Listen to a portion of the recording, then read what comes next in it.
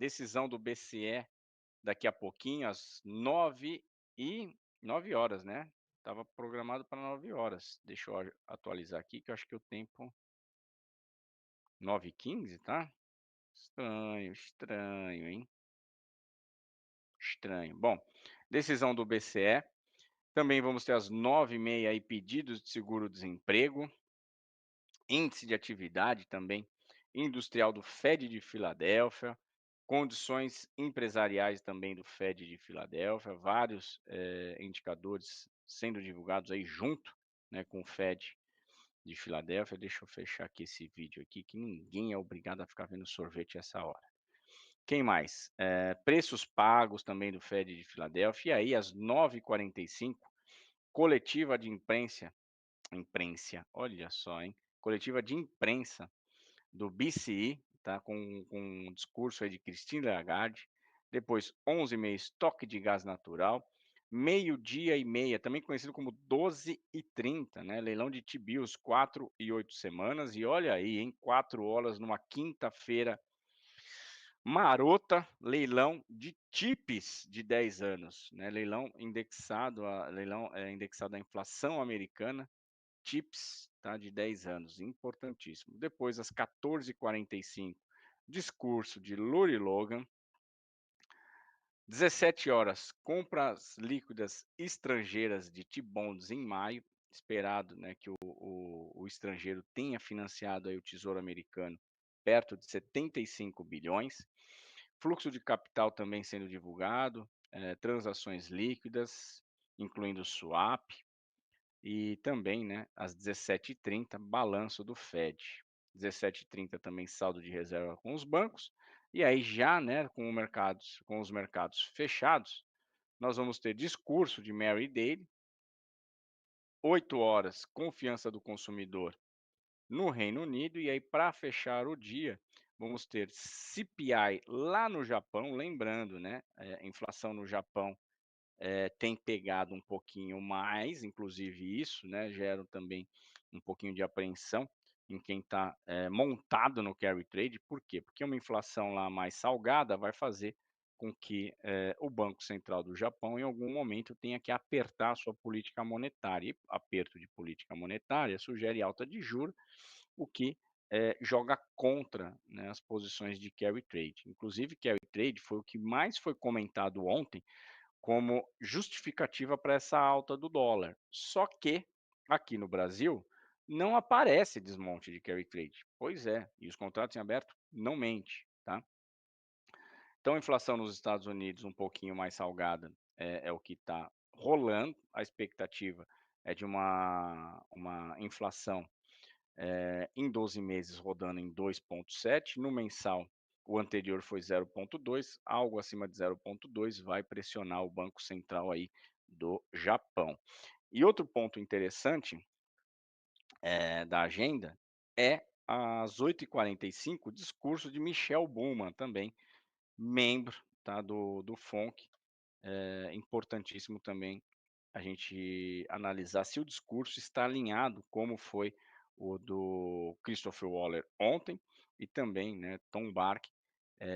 Então precisaremos analisar se Mary Daly e Michelle Bowman, e também Lori Logan, que fala, mas fala com o mercado aberto, estão alinhados com os outros membros que já se pronunciaram sobre uma expectativa de melhora na inflação, e alguns até chegaram a dar a entender, né, que pode sim ter um corte em setembro.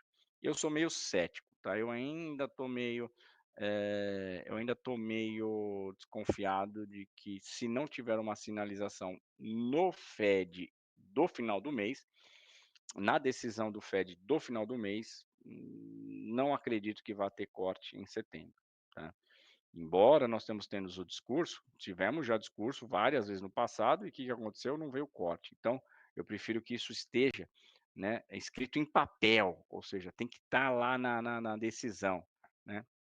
Então, eu ainda, né, para eu acreditar que vá ter corte em setembro, eu prefiro olhar a decisão do Fed de julho, final do mês agora, tá? Então é isso, agenda feita, análise da agenda feita. Vamos então para o nosso overview do mercado analisar os principais ativos de risco, tá? Então vamos lá. Só tu pegar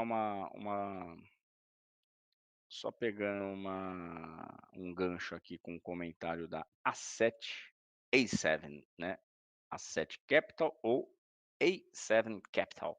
Bom dia, Alex. Acredita que o fluxo de entrada das ofertas de Sabesp e Eletrobras pode inverter esse fluxo comprador do dólar nos últimos dias? Hoje também tem leilão de NTNF, que deve fazer preço. Então, o A7 Capital, eu acho que assim, o dinheiro, se for, entrar esse dinheiro para NTNF, tá, ele já teria que ter entrado terça e quarta, tá. No Pro dia acho difícil.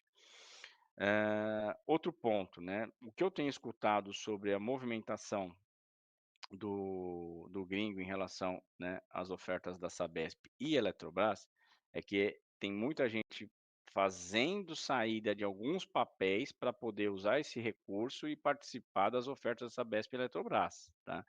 Muita gente ainda cética em relação a dinheiro novo, tá, tanto é que o fluxo financeiro que nós tivemos ontem mostra a saída e não a entrada. Então, né, eu trabalho muito com aquilo que a gente tem documentado, né. Então, assim, quando a gente fala, né, pô, não, mas o gringo vai participar da oferta, ótimo, mas tem que aparecer no fluxo cambial, e não é o que está aparecendo no fluxo cambial. No fluxo cambial está aparecendo saída por parte do investidor não residente, tá? Saída via financeiro, tá bom? Então acredito que não vai fazer, não vai ser o motivo, né, para a gente ter uma inversão desse cenário de ontem, tá. Eu acho que os contratos em aberto mostrou, sabe o quê? De novo um gringo comprado, querendo apostar contra o real na reta final do mês, e aí vira aquela dinâmica, né, inclusive falamos isso com o Tony Volpon ontem. O gringo vem, aumenta a posição, zera na Petax, o gringo vem, aposta contra o real, zera na Petax, aí fica essa dinâmica, entendeu.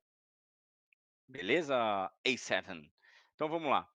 S&P 0,14 de alta, Nasdaq recuperando um pouquinho, 0,41, Dow Jones 0,17 de queda, Russell 0,25 de queda, índice de emergentes 1,63 de queda, o VIX 0,28 de alta, quase ali nos 15 pontos, 14,52 para ser mais exato.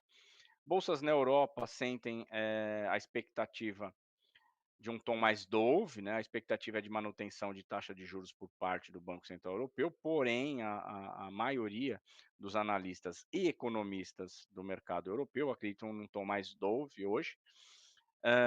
E também tivemos o resultado da Volvo, que animou parte ali também das praças na Europa, né, as principais praças na Europa. Então, estoque 50, 0,27 de alta, Paris 0,55 de alta, Londres 0,65, DAX da Alemanha 0,19, Madrid 0,68 de alta, Itália 0,03 de alta. Bolsas na Ásia, CSI 300 0,55, e aí, tá, pessoal, a Ásia sente aí a terceira reunião do Partido Comunista Chinês, a expectativa é de que os dados ruins que nós vimos do PIB na virada no começo da semana, domingo, né, na virada de domingo para segunda, pode ser vamos dizer assim, um trigger para que a China venha com mais estímulos sobre a economia chinesa. Então, o CSI 300, 0,55 de alta, o SEC composto 0,48, o índice Hang Seng de Hong Kong 0,22, Kospi em Seul 0,67 de queda e o Nikkei 2,36 de queda.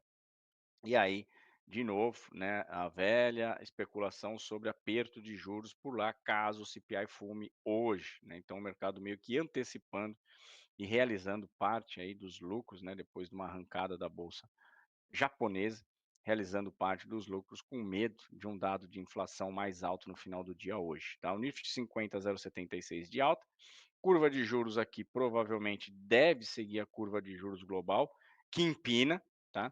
Nós temos uma curva de juros global abrindo, 10 anos da Alemanha sobe 0,99, França 0,62, o Gilt de 10 anos cai 0,07, Itália 0,43, e as Treasuries temos as mais curtas abrindo 2 pontinhos e meio, 0,56% de alta. 10 anos, que hoje tem leilão de TIPS, né, títulos indexados à inflação, hoje às 14 horas, o 10 anos 4,187 é o yield do 10 anos, isso representa uma alta de 3 pontinhos, 0,67% de alta. No câmbio, um dólar levemente, né, mais alto, se recuperando também da porrada que tomou aí das moedas desenvolvidas, não no caso do real e dos emergentes, né, no caso do real e dos emergentes, né, são aqueles, vamos dizer assim, aqueles mais fraquinhos, né, o dólar bateu, né, mas contra os grandão o dólar apanhou. Então vamos lá, dólar frente ao peso mexicano hoje 0,11 de alta, dólar frente ao rende sul-africano 0,24 de alta, dólar frente ao dólar canadense, hoje recua 0,03, frente ao dólar australiano, o dólar americano cai 0,05, frente ao kiwi neozelandês 0,18 de alta doleta, hein. Moedas do leste europeu, dólar frente à coroa sueca leve alta de 0,10, recuperando, né, um pouco, depois de apanhar ontem, né. E frente ao franco suíço, ainda apanha, né. Perdão, ganha também um pouquinho de frente, ao franco suíço. O franco suíço cai 0,07. E aí tá o iene, né, o dólar frente ao iene japonês 156,49 ienes, hoje subindo 0,21. Commodities, temos o índice Bloomberg Commodities com uma queda de 0,38, minério 0,19% de alta, pouca coisa, mas estacionando aí na região dos 105. O cobre cai 1,62 e aquilo que a gente falou ontem, né, com essa expectativa de que o governo Biden e Trump, na sequência, comece a penalizar, né, as empresas que vendem tecnologia para a China,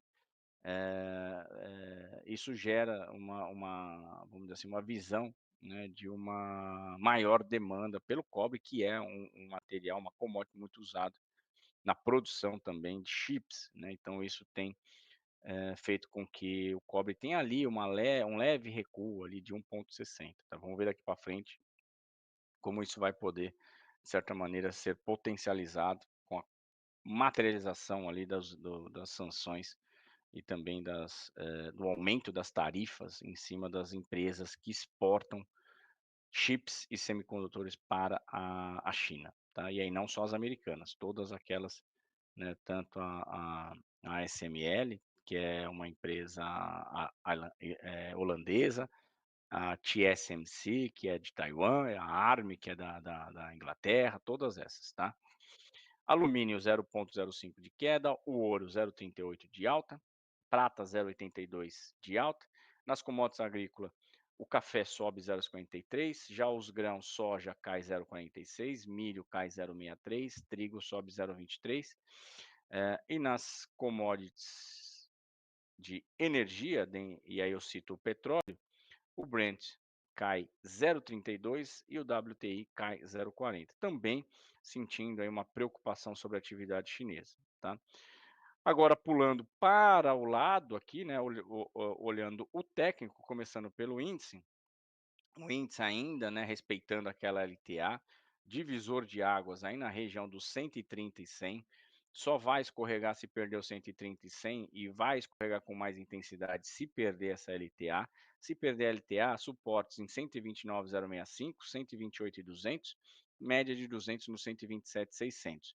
Ganhando e ficando acima, né, do divisor de águas e ganhando essa máxima de ontem, 130,545, também máximas recentes, vai olhar para aquele alvo de 50% do FIBO, pegando as máximas históricas e as mínimas recentes. O alvo de 50% seria aí o 131,500.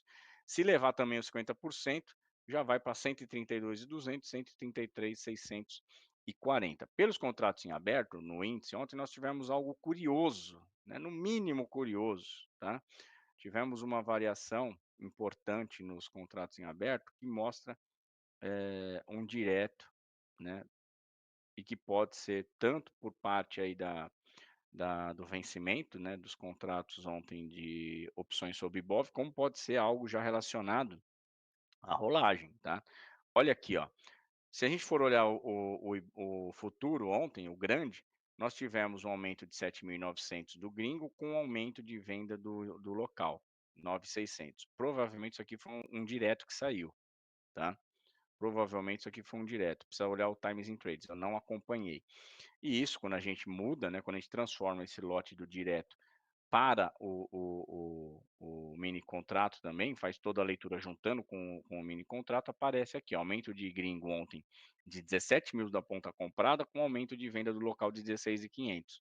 Só que as outras variações, né, não acompanharam na mesma proporção, o que sugere então que nós tivemos algo, tá, relacionado já ou, né, ao vencimento de opções sobre Ibov ontem, ou, tá, alguma coisa já relacionada ao futuro, né, vencimento desse contrato em agosto, 14 de agosto, tá.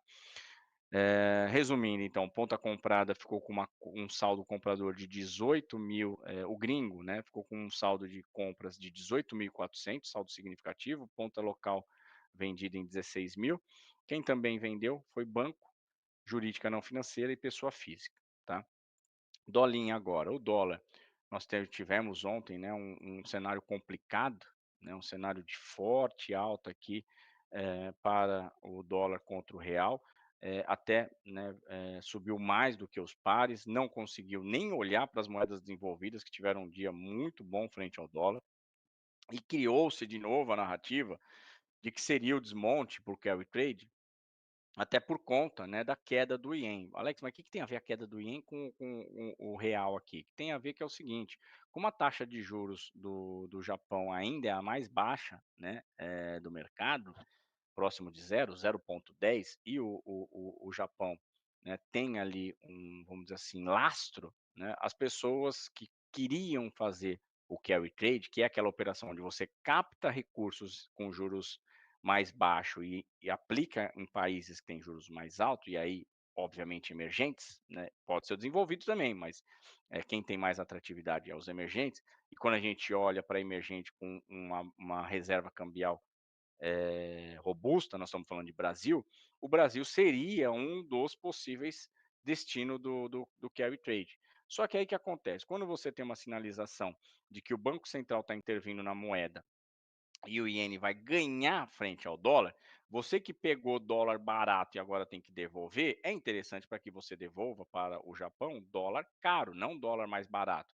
Então nós teríamos uma sinalização de que aquelas pessoas que estariam no carry gostariam de não só aproveitar o ganho que teve nesse diferencial de juros, mas também gostariam de abocanhar esse ganho de variação cambial. Por isso, criou-se essa expectativa de que o ien, né, ganhando frente ao dólar, ou seja, o dólar caindo frente ao iene, iria fazer também com que o dólar subisse frente ao real por conta desse cenário de desmonte carry. Só que nos contratos em aberto não aparece isso. Antes de mostrar, vou falar do técnico aqui rapidinho. Divisor de águas no 5483, acima do 5483, ponto, e que está até destacado no gráfico que iria sugerir uma venda, mas agora, né, com esses contratos em aberto que eu vou falar um pouco, eu fico já um pouco já desconfiado. Então, se eu for apostar em uma venda, provavelmente irei com uma mão reduzida.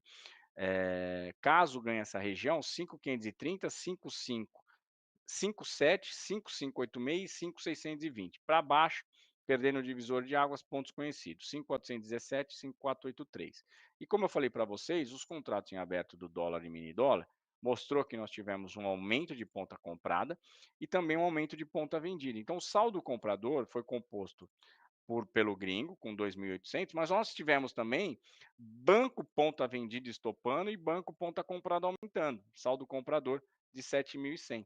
Só que banco, para você falar que banco puxou 1% com 7.000 contratos, pessoal, 7.000 contratos são 350 milhões de dólares, não é nada para fazer um mercado subir mais de 1%. Então, cuidado, tá? Eu não acho que foi essa a razão. Eu acho que o grande susto do mercado foi que o gringo veio com maldade, provavelmente vai, a ponta comprada, provavelmente vai querer atuar da mesma maneira como atuou nos meses anteriores, tá? Pode ser que nós tenhamos aí um gringo acelerando a ponta comprada e tentando levar esse vencimento, né, desse contrato, tá longe ainda, tem uma semana e mais um pouquinho de dias aí, para cima, tá? Vamos acompanhar. Hoje vai ser um dia importantíssimo. Se nos contratos em aberto de hoje para amanhã mostrar que o gringo veio com força total para aumentar de novo o seu estoque, sai da frente, pessoal, porque daí ele vai vir com a maldade de novo, beleza?